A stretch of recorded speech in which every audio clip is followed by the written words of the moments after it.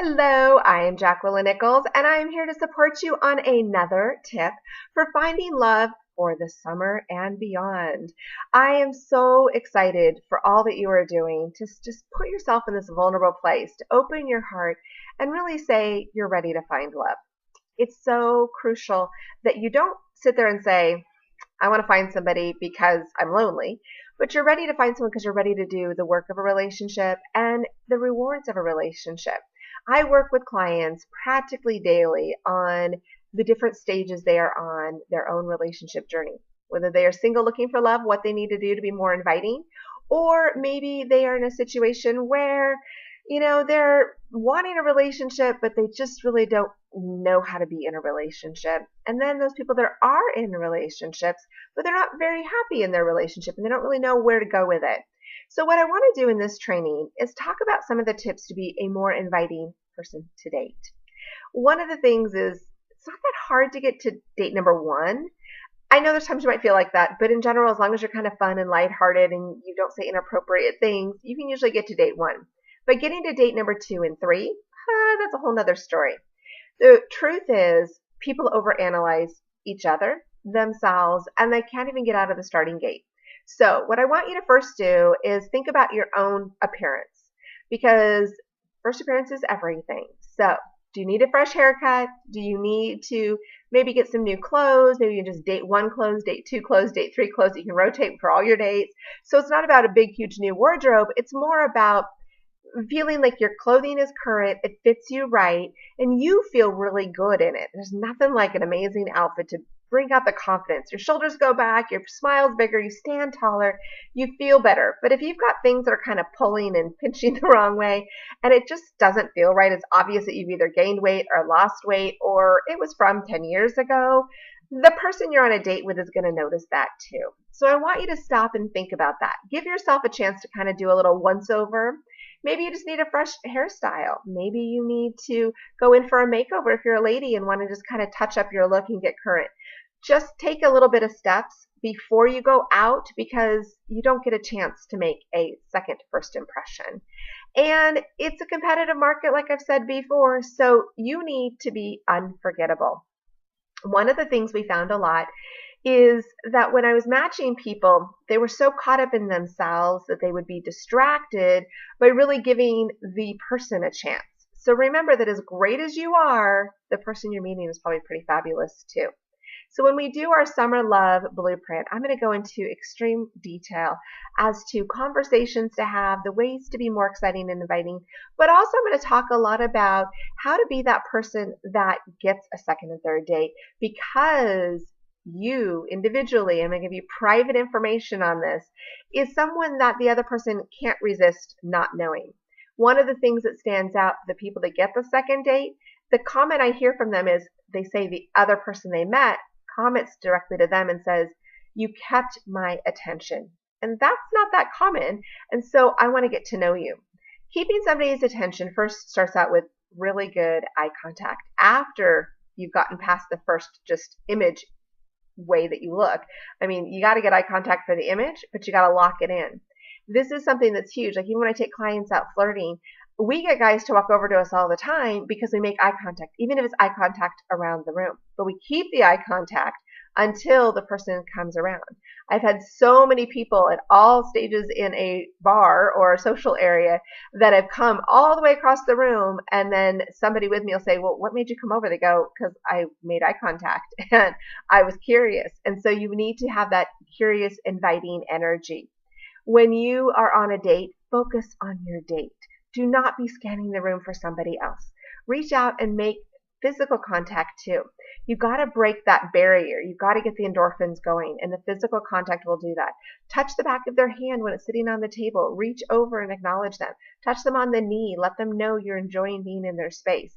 The truth is, the endorphins, when they're blocked and they're scared and they're nervous, it suppresses that emotion. And a lot of times people go, "Oh, I didn't feel anything. There was no chemistry, no sparks." Well, the reality is the older we get, the less sparks we have. It takes a little bit longer to get the engine going and for people to feel comfortable because we have too much in our minds. It's not just about age being old, it's mentally getting old. We've thought too much. We've been hurt too much. We have too many obstacles we have to go through, too many reasons we doubt it's possible. And so what I want you to think about is how to just come in light.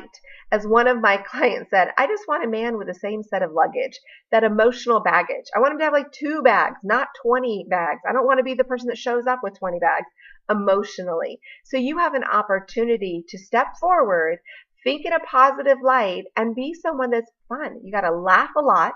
You've got to be easy to purchase for or enjoy purchasing. If you're a gentleman and taking a lady out, take her out, open the door, pause, let her get seated, let her feel beautiful and acknowledged and valuable. Whether you feel anything or not, go all in because you never know. You know how many times we had clients that said, I just listened to you and I went all in. I really didn't feel it when he walked up. But by the end of the date, I couldn't wait to see him again because they were willing to go all in. They were willing to not overanalyze the person and just focus on, but what if? What if this is my person? Let's just enjoy it. So when you're on the date, you've got to be really present. You need to be very careful to not bring sex into it. You can be sexually attracted to them, but you've got to watch out. So many people are hooking up too quickly and then they're too confused and they don't have any rules between each other or guidelines. So before your date, I really recommend to clients all the time, decide ahead of time.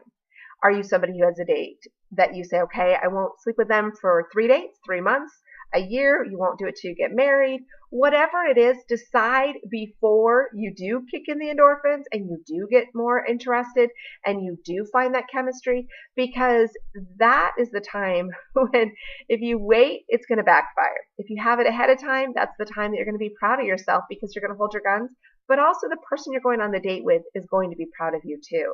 If you make your rules early on and you don't give mixed signals, there's a level of respect. So many men and women are always so thankful when they know where the other one's coming from, but they also know how far to go. They know what not to push.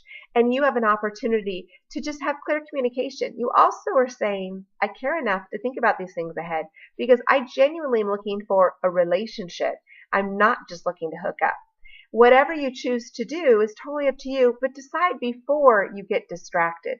Decide before you get weak and vulnerable and you have regrets later, because this is what's going to set the standard of what you're going to do for future relationships.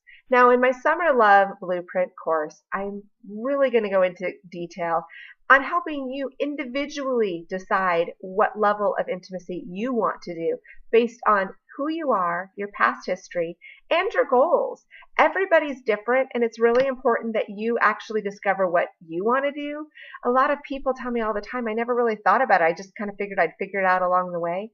But they also later admit that they feel like they missed a lot of really great opportunities to find love because they were distracted by being more reactionary than proactive in their goals.